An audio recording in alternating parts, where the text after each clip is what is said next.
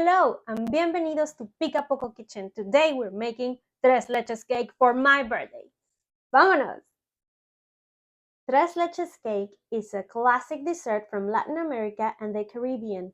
Its origin story, it's really not that well known, but very likely was born in Nicaragua, where dairy production is very vast.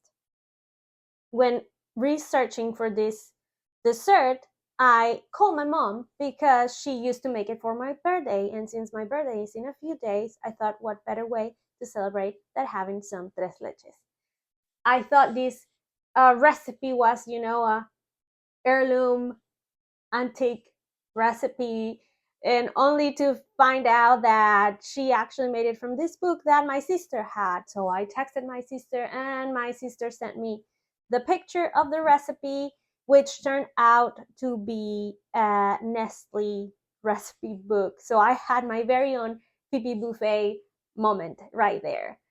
So I texted my mom back and I sent her the recipe and I asked, so is this how you used to make it? And she said, yes. Then I said also the quantities. And then she said, well, no, I tweaked some of it. And then crickets. So she never really told me what she adjusted, how did she do it differently. And when I asked, so what do you do? She just said that once she'd done it that way, following the recipe, and she didn't like the result. So she started making it differently. And that's it. Which is funny because the other day my mother-in-law asked for my recipe of granola, which is actually not mine. I grabbed it from Pinterest and I sent her the recipe, but then I said, oh, but I use this instead of that, and this instead of that, and this instead of that. She laughed and said that her mom, who was Italian and used to cook a lot, did the same to her by saying, oh yeah, grab the recipe book, it's right there, just copy it. But I use this instead of this other thing, so I guess we're all the same, and I'm sorry for that. However, having now the recipe, and not really because I never gather it, I had to come up with my own. But we'll come to that later. Going back to tres leches though, it has variation in different places. For example, what I really like about Cuba is that they add rum to the sauce, which I think is a plus. Then in Mexico, we sometimes put strawberries and peaches. So you can really, to some extent, make variations of this recipe. But once I sat down and gathered the information that I had and my own knowledge, I came up with this recipe and these very precise steps. So in case you want to actually do it and share it, you have an accurate way to get to the right thing. However, it is important to remember that in order for this dish to be a success, and its mystique is about being a homemade dessert. It has to look homemade, it has to taste homemade. Otherwise, I will be doubtful to consume it. So, be patient and follow along because I'm gonna guide you to get your tres leches going. We need to start with our cake, which is an egg foam cake or a sponge cake. This particular version of it is gonna be a variation of the simple sponge cake with hot milk. So a sponge cake, normally it's mainly elevated by the eggs. This sponge cake is not Genoese cake, which is the most common here in America, which has a little bit of butter. In this case, all the fat also is coming from the eggs. That's why for this recipe, you're gonna need 8 eggs. So based on the baking ratio method, you will have the more or less the equal weight of your eggs with the other ingredients, in this case the flour, the sugar. But that is just a base.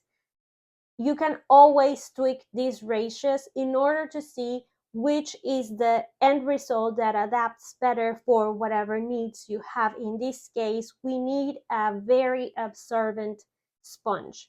So Besides these 8 eggs, we're gonna need 250 grams of flour, a pinch of salt, 250 grams of sugar, 1 teaspoon of baking powder, which is not gonna hurt, and 2 cups of milk that are going to be hot. Once we have our ingredients weighted and measured how we need them, then we're gonna take step by step throughout 4 more steps until we get our final result. So let's get to it. Start by combining eggs, sugar, and salt and place them over a hot water bath or bain-marie. Continue whisking until your mixture goes from deep to pale yellow and check the temperature to about 110 Fahrenheit. If 8 eggs sound excessive to you, and I understand, you can use 5 or 6 eggs. It will work great too. The heat of the hot water will help dissolve the sugar and also help our mixture to gain volume. Once the sugar is dissolved and the mixture is pale, transfer to a mixer until it triples in volume and you achieve a ribbon stage. Next, fold in your sifted dry ingredients. Do so carefully, but go deep to make sure there's no clumps. Before I continue with my mix, I'll prep my pan because it should go into your preheated oven right away. I normally keep the butter wrappers in a container in the freezer and take them out when I need to grease pans. I'm gonna dust some flour, probably too much, but it's okay.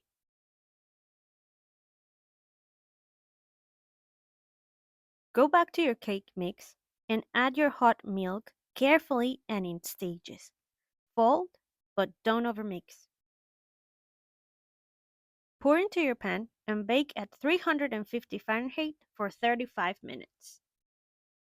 My sponge is ready, but I need it to cool off before I move on. So I'm gonna start by making my meringue. For that, I'm gonna do Italian merengue. My mom used to make it with French meringue, and that it's perfectly fine. It works great. So if you're up for it, do French meringue, which is the simplest of them, and I talked about it in my merengues video, so go ahead and watch that if you haven't. And that's perfectly fine. But also, when she used to make my cake, it was a cake that was for a special occasion and it was over at the end of the day. So there was no time for the meringue to de-inflate or go runny or anything. The reason I'm choosing Italian merengue instead of Swiss merengue is because Italian merengue is shelf stable and because this dessert is traditionally eaten cold, it needs to go in the fridge. Italian merengue is gonna stand the cold temperature of the fridge without de-inflating, different from Swiss merengue, which in contact with cold starts to separate.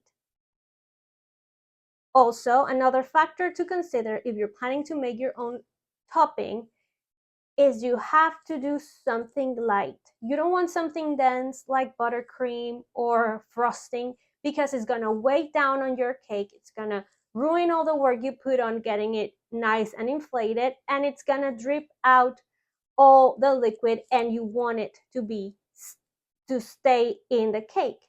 So meringue will be one option, but if you don't feel like doing anything like that, you can absolutely just go for sweetened whipped cream. Italian merengue has a reputation of being complicated, but it really is not. The only thing you have to have in mind is control your temperature and control the velocity where you add your syrup to your egg whites. Talking about temperature, your eggs should be room temp in order to work better.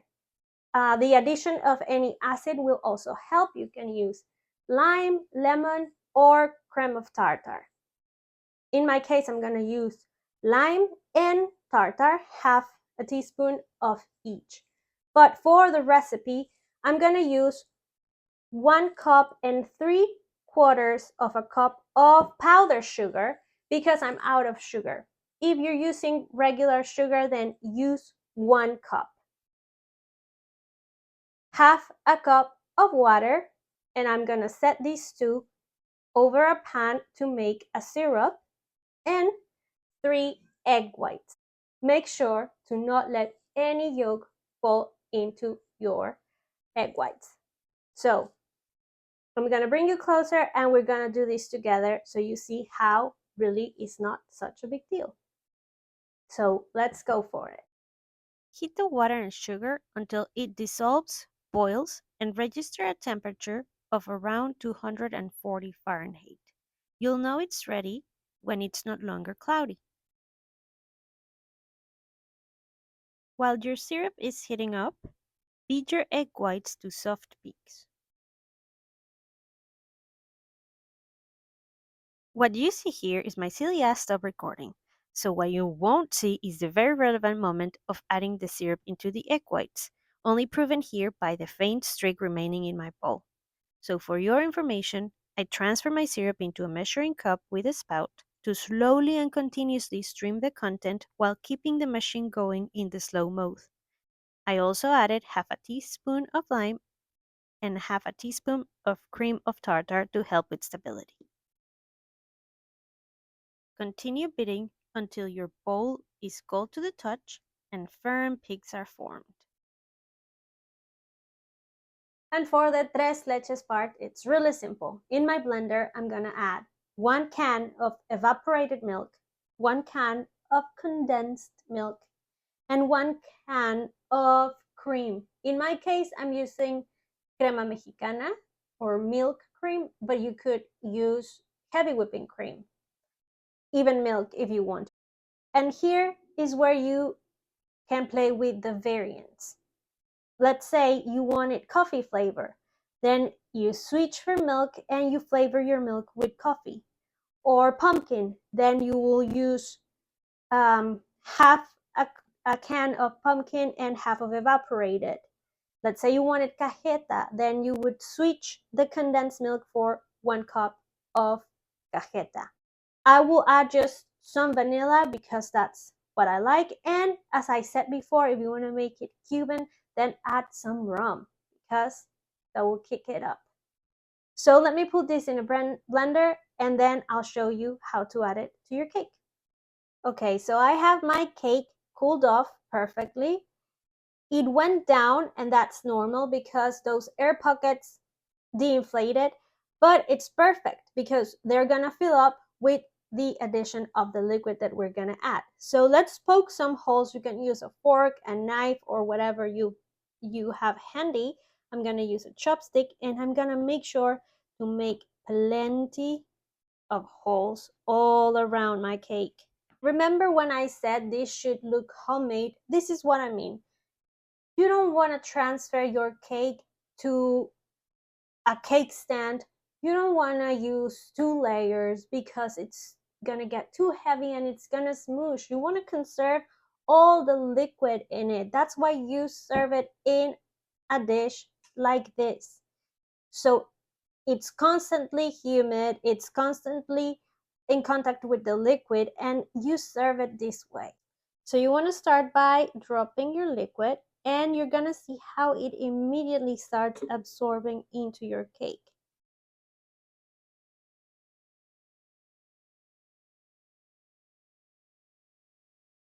Greasing up my mold also helps it get separated from it so the liquid goes also on the sides. You may want to wait a little for the liquid to get fully absorbed, and you can even go back with your fork or with your stick or with your chopstick. And now you can cover it and let it sit in your fridge just to be sure that there's no more liquid on the top, so you can start adding your frosting or your icing, or in this case, our Italian merengue. So I'll see you in a bit. My cake's been in the fridge probably for not long enough, but I can't wait.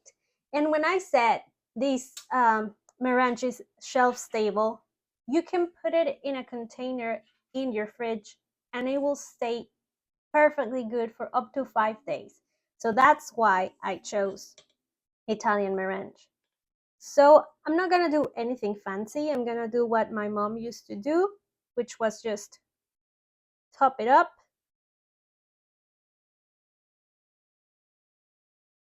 And my mom would just go tap it up with the spatula, creating little waves, little peaks. And that's it, guys. This is the cake that your mom makes for you in your birthday. What else do you need? So you can put it in the fridge and let it sit there to cool off even more. Or, I mean, if you're like me and impatient, then you can serve it right away. I probably shouldn't, but I just have to try it. So let me clear up and I'll be back in a sec. Now we're ready to party. I have my piece. It's the first piece, which is always the hardest one to get. But before I eat my delicious cake, I have to do the right thing for humanity and especially for my husband.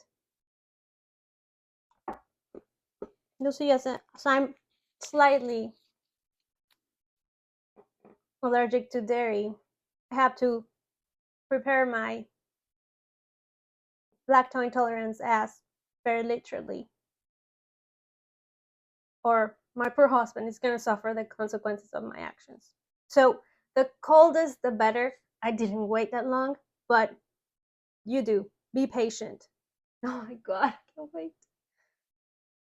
It'll be so freaking delicious.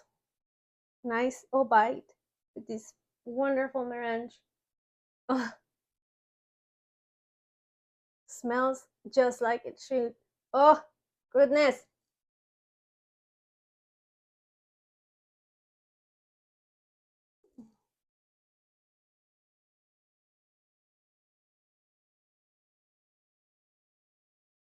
Wow.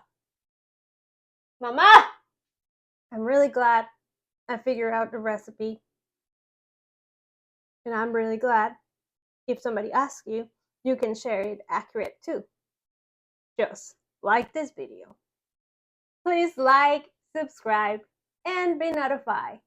And for more, follow me on the socials. Adiós, amigues. And feliz cumpleaños a mí.